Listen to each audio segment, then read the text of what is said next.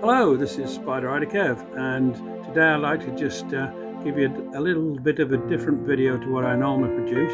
It's fairly quiet at the moment. It's a sunny day out here in western Iowa in Council Bluffs. The sun's shining, but the temperatures are still very low, and obviously there are certain times of the year that you can't ride. You can't go out on your motorcycle or your trike or whatever you've got, simply because the weather conditions don't allow it. It's either too hot, too cold, too windy, too wet, whatever. You know, I ride just for pleasure, and Anne comes along with me, so we enjoy the rides. We try and get as much into the rides and out of the rides as possible. And in other times, obviously, I do some servicing and maintenance on the Spyder, which I cover in my Spyder mods videos. But a lot of the time I like to sit back and relax and enjoy YouTube videos by Coach Bob, Purple on 3, and Spyder Chris, and a couple more that I could mention, and they're all excellent. Spyder Chris started riding about the same time as I did. He got his trike, I think, 2 days after I got mine, and you know, it's just great to watch other people's riding and listen to their conversations about why they do it and where they go and all that sort of thing. See the places that you could go out and ride yourself, and also to find the places in your own area that are very rideable and very enjoyable. Anne and myself, we go out whenever we can. Once the temperature gets above about 50, we'll be out there and riding around and checking out small towns. And the first thing I'm going to talk about is something that I've always loved, which is motorbike riding. It doesn't matter what kind it is. So I'm always on the lookout for good videos and movies and stuff like that, and books, which I can enjoy when I can't ride. And right up there in the top of my list would be the Ewan McGregor and Charlie Bowman series of rides, which currently are available on Apple TV, but you can also get the videos from Amazon, and I'll put links to those if I find them. And also if I see the books anywhere, I'll also link those. So just to give you the idea, the first one that I've actually been just rewatching the last few days and just finished yesterday is The Long Way Round by Ewan McGregor and Charlie Bowman. And I highly recommend it. But whether you're interested in motorcycle riding, or whether you're interested in humanitarian things, or seeing the countryside in foreign countries, that is an awesome series of video. They go all the way across from London, all the way across Europe, through Russia and all the other places, Siberia type places and all that, all the way through, and then jump on a plane over to Alaska and then ride down and finish up in New York. So it's very watchable, and even if you're not into it, it's extreme motorcycle riding. It's not Spyder riding, but it's something you've got to watch and enjoy. And as I say, even if you're not into motorcycling per se, it's something that you will just get such an enjoyment out of, watching. So I recommend that. Check it out on Apple TV if you've got that as an app. If you don't, as I say, rent or buy the videos, because it's worth every penny to watch those. It's a great series. I think it was made around 2003 or 5 or something like that. So that's the first one I recommend, and it's staggering what they do and how they take BMW bikes and they go way out of the normal sort of riding on roads that you would not even call roads. So if you think you've got tough roads to ride on, check this video out, and you'll see that, yeah, it's extreme motorcycling, and it's great to watch.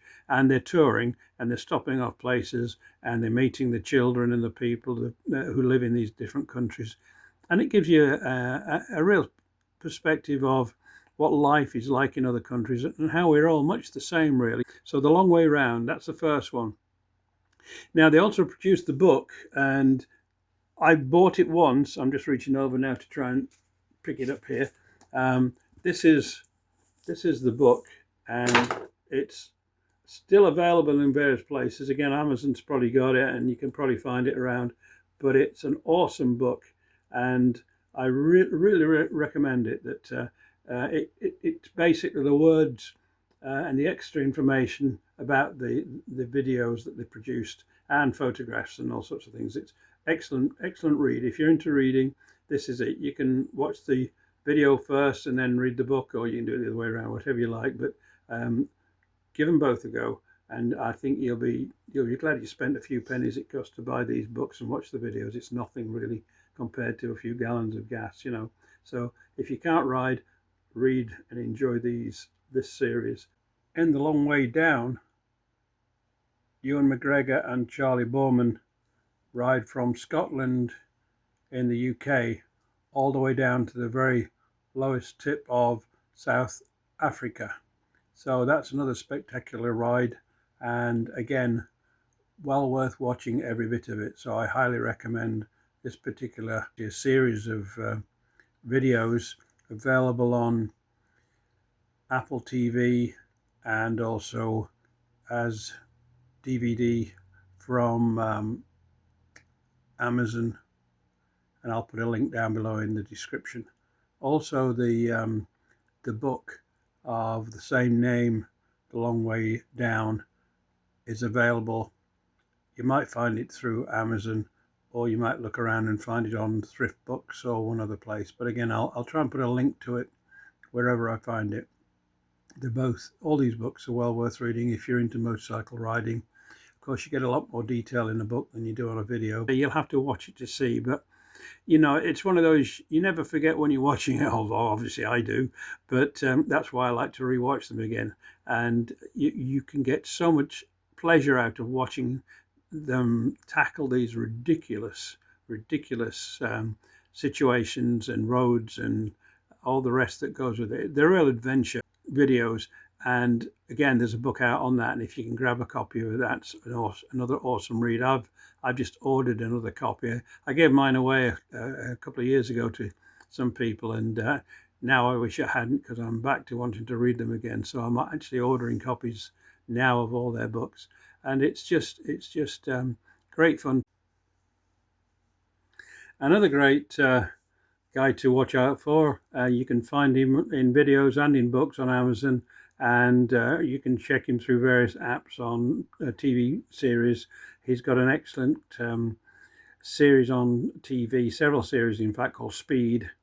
He's got another one about flying airplanes and doing fastest, all sorts of stuff. So he's a total eccentric, total strange Englishman with his own way of chat and sense of humour. And if you like eccentrics, Guy Martin's the man. You may need to put subtitles on if you're in America, because some of it might be a little bit too strong for you to understand. But the guy is absolutely a hoot, and he can really ride a motorcycle. He's like a Isle of Man TT rider, and he's done all sorts of things. He hasn't gone professional ever, because he actually prefers to be a diesel mechanic working on big trucks and things like that in England.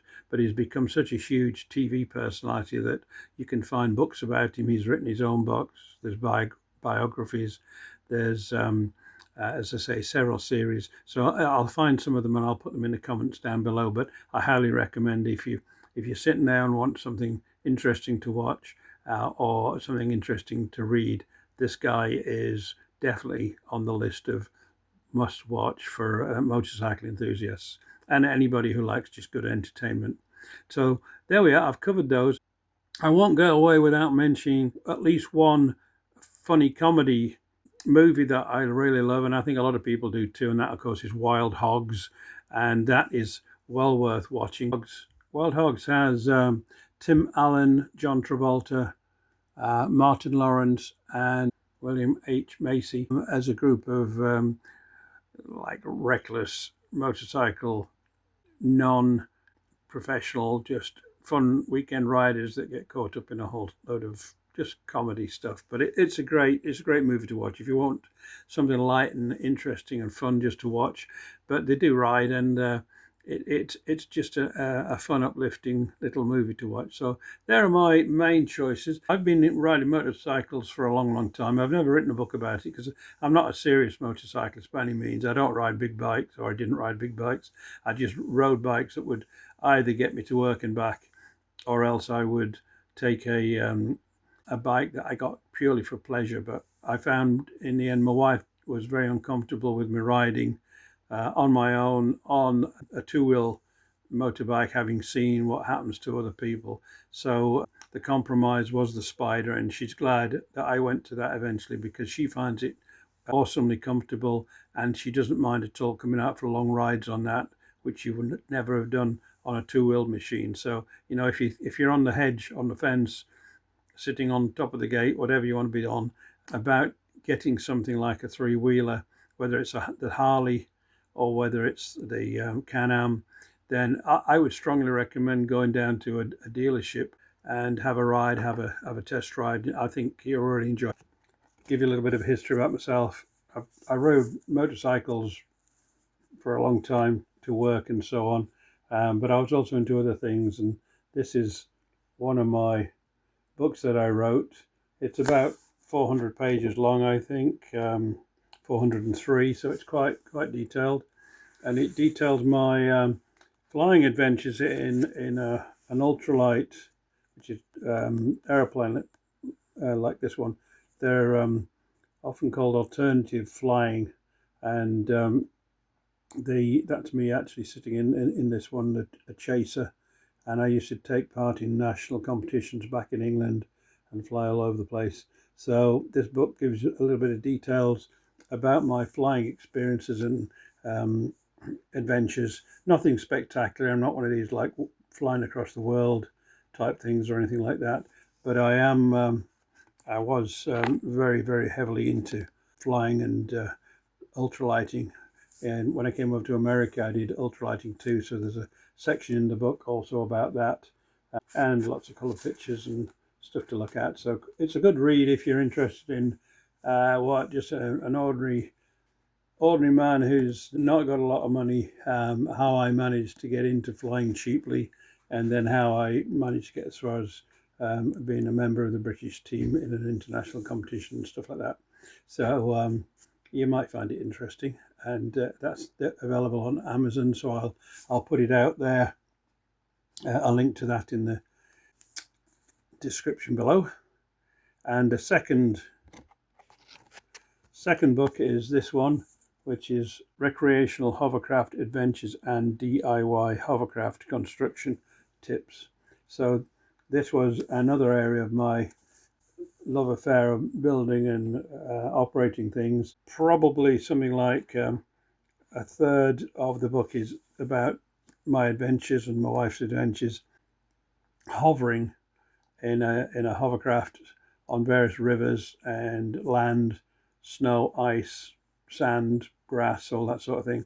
It's not a airboat, it's a hovercraft, and the difference is an airboat uses brute force from something like an airplane engine to take you through the water and all mud or dirt and stuff like that, and will give you a decent speed. Lots of fun, bit noisy, but a lot of fun for those people that do it.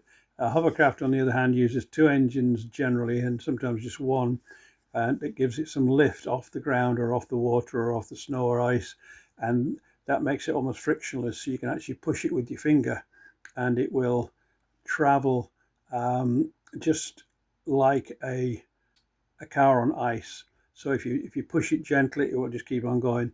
If it's on a slope, it will start to slide down the slope and things like that. And then you have a second engine with some rudders, which gives you directional control, and they are a blast, and they're very popular in North America with all these rivers and sandbar type rivers. We have the Platte River over here in Nebraska, and very shallow waters up in Wisconsin, and we used to go hover around on those for a long time with other people. I built several. I was building them back in England as part of an after school activity for youngsters, and then I built several over there, and we got into some British Petroleum Challenge to Youth competitions and stuff like that. They supported those type of things back in England. And then I got over here, and my interest moved back towards ultralight flying, as it is over here, for several years. And then a friend of mine who was into ultralighting decided to build himself a hovercraft, and that rekindled the fire under me. So I then built 3 or 4 more over here, some from plans. At least 3 of them, maybe 4, were my own design. I'd learned enough by then to be able to design my own. So available on Amazon as a Kindle book, and also, which of course you can look at on any computer or phone these days, and also as a printed copy like this one. So if that appeals to you, you've got that one. And getting back to this one also, I used to build some airplanes myself as well, ultralight experimental ones. And so this Adventures in Microlight and Ultralight Flying has got sections on that as well. As I say, both here in America, and all the pictures are in full color and all that sort of thing. So there's lots of, about 400 pages in each, so good value for money, I'd say, and both available on Amazon as Kindle and as print books. So if you'd like that sort of thing, if it appeals to you, then obviously give it a look, and that will help me, give me a little bit of cash in the pocket for my activities. And I'll also ask at this stage, if you do watch my videos, do please press that thumbs up button, because that really does encourage the YouTube algorithm to move my channel further up the ratings so that people will actually see it. It puts it in front.